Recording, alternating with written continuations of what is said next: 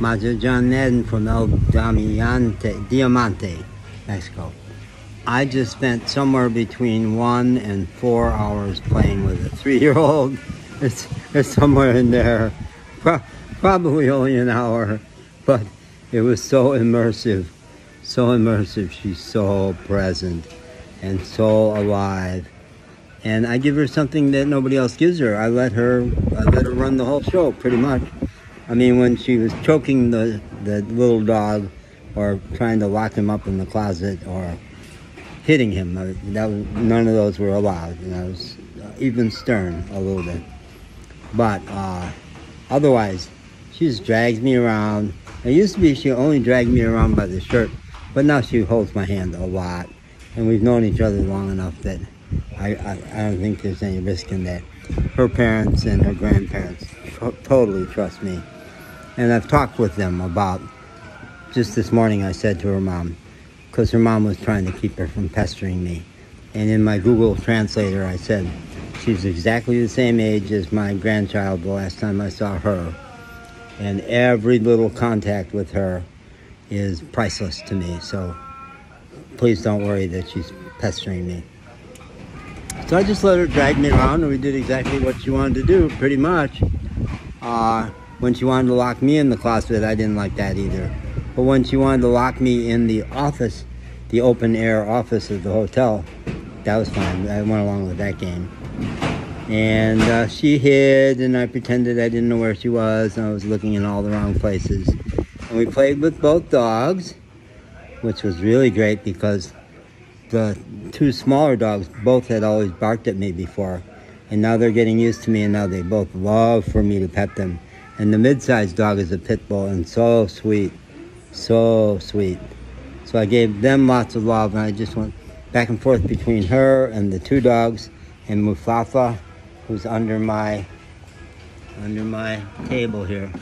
This is Mufafa's favorite place, and they like to tease about how Mufafa has adopted my table as his refuge, which it is, because they all take turns somewhat meanly shooing Mufafa out, and I just give him lots of love. And I've been trying to make sure he gets 1 square meal every day.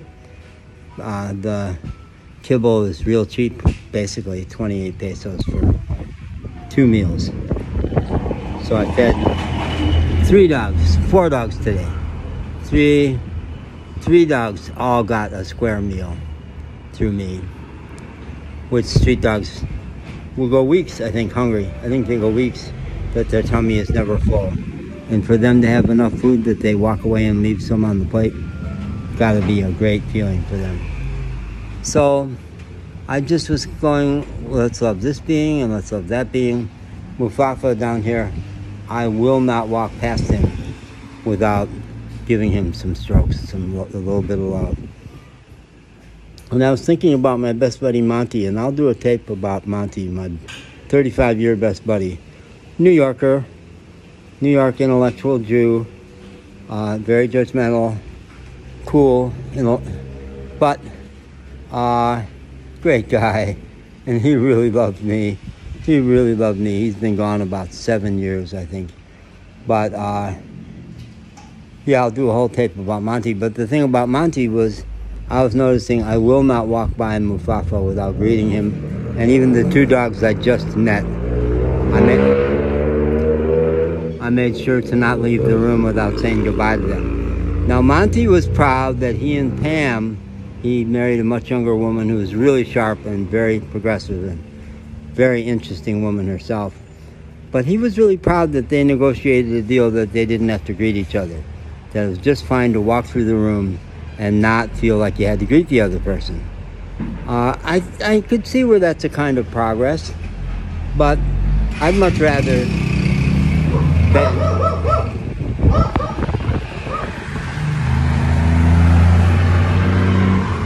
I think it's progress that Mufafa barks at. Oh my God, the wind is so strong today. The wind is so strong, just blew the tablecloth right off. I think I'd rather a relationship where every time you walk through the room you just say, I love you, and you mean it. And it's not a requirement, it's not out of form, it's not because you're supposed to. So windy. So windy today. Wow, just blowing everything. So, yeah, loving all the beings, including this lovely thing on my left here. And she helped me back there because when I was playing with the pit bull, he knocked over his water, and I asked her where the water was. In the basement underneath the kitchen, and she was back there doing something, and she helped me get the water. And I just make sure that she never feels cornered at all, that she always feels like I give her lots of space. And really important, so that she can choose. I'll let her choose to what extent she wants to move towards me. I'll initiate little things, but basically it's going to be her. She's in the driver's seat, you know?